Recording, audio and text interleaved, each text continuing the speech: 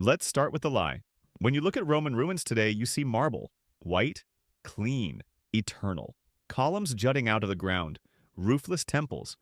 Arches that survived 2,000 winters. But marble was a facade, literally. Rome was built from concrete, not marble. Roman concrete, opus caementitium, was a genuine revolution, a mix of volcanic ash, lime, and seawater that grew stronger over time. Modern concrete lasts 50 to 100 years. Roman piers in the Bay of Naples have stood for 2,000 years, and they're still solid. How? Volcanic ash from Pozzuoli contained aluminium tobermarite, a mineral that crystallizes on contact with seawater and automatically heals microcracks. The Romans knew nothing as chemistry, they simply noticed this mixture didn't collapse. Concrete was poured inside a brick shell, then faced with marble slabs. You look at the Colosseum and see marble, but marble is just the skin. Inside, concrete. When the empire fell, the marble was stripped. Medieval builders tore the Colosseum apart for stone to build new churches and palaces. The concrete core remained. That's what still stands. Rome was not a marble city. It was a concrete city dressed in marble. And that is the first thing you need to understand. The second thing is water. Rome received 190,000 cubic meters of water every single day, more per person than modern New York. 11 aqueducts over 400 kilometers total, most of it underground. No pumps. Gravity alone. Nothing but a precise slope, 1.5 meters of drop for every kilometer. The Aqua Claudia began 69 kilometers from Rome. Water traveled from the mountains for 3 days. It entered the city at an elevation high enough to distribute it across all 7 hills.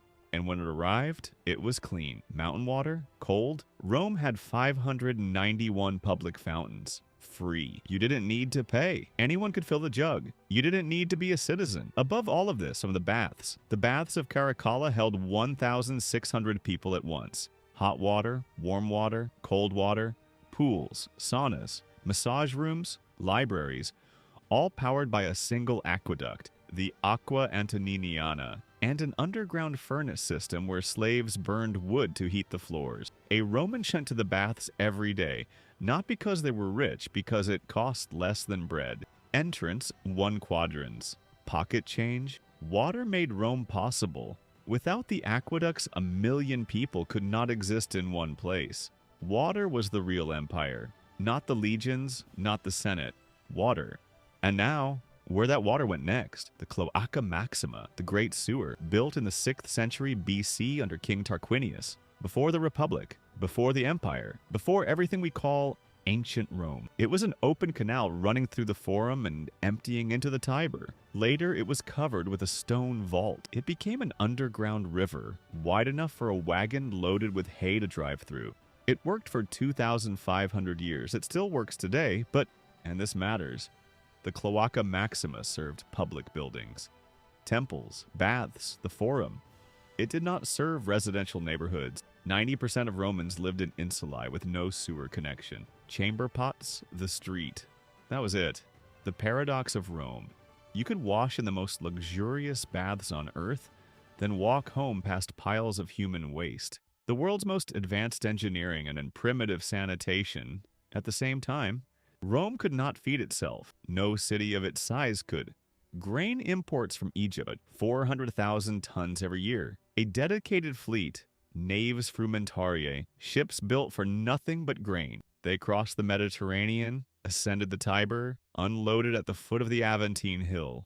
This was a logistical machine humanity would not see again until the 19th century. And this machine was a weapon. The annona, the grain dole. 200,000 Roman citizens received free or subsidized wheat every month. This was not charity. This was control. A fed populace does not riot. Augustus knew it. Every emperor after him knew it. But here is what's remarkable. The system worked. 200 years, the Pax Romana, not a single famine in Rome. Compare that to medieval Paris, where famine struck once a generation. Rome achieved food security before the word was invented. At what cost? Egypt was a province whose sole purpose was feeding Rome. Sicily, North Africa, Entire regions transformed into the empire's grain farms. The local population ate what was left. Rome didn't just conquer the world, it rebuilt the world to suit its needs.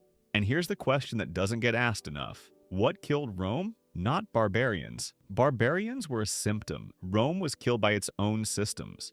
The aqueducts that delivered water through lead pipes. Romans knew lead was harmful. Vitruvius wrote about it in the 1st century BC. Water from lead pipes is injurious to health, but lead was cheap, light, malleable, and they used it everywhere. The concrete that made Rome possible required enormous quantities of wood to burn lime. Italy's forests vanished. North Africa's forests, Rome's breadbasket, vanished. Erosion, desertification, climate change on a Mediterranean scale. The political system where legions made emperors and emperors bribed legions. In the 3rd century, 26 emperors in 50 years.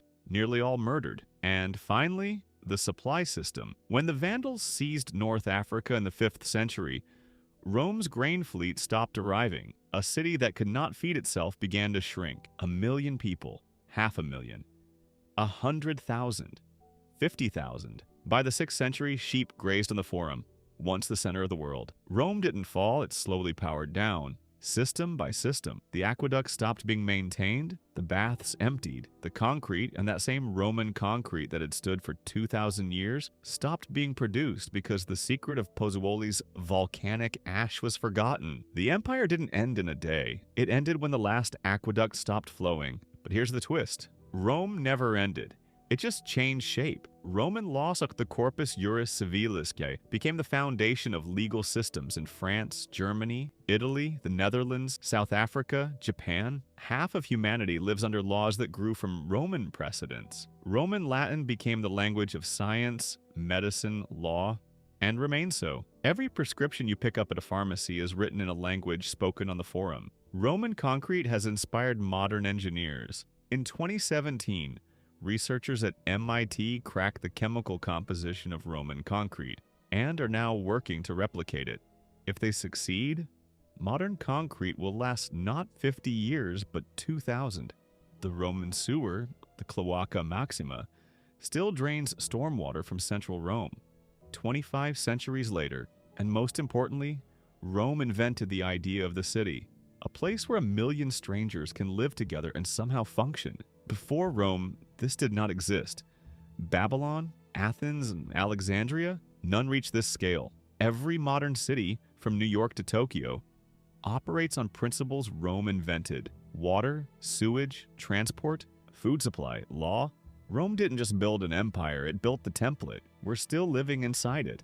So what was Rome, really? It was a concrete city in a marble mask. It was the world's most advanced engineering system, and a place where people emptied chamber pots out of windows. It couldn't feed itself, yet went 200 years without a famine.